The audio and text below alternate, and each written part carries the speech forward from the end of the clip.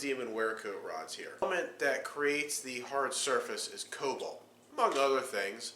Buckets, shovels, rakes, basically anything that sees some significant wear, you can hard face it to improve its durability.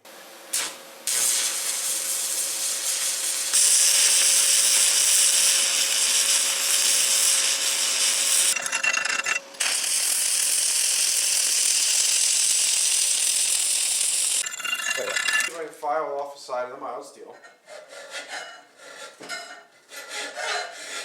It's pretty good, and then I'll see if I can get a spot. Whoo! You hear the difference? You ever watch Forged in Fire and they check with the file to see if the file skates along the knife?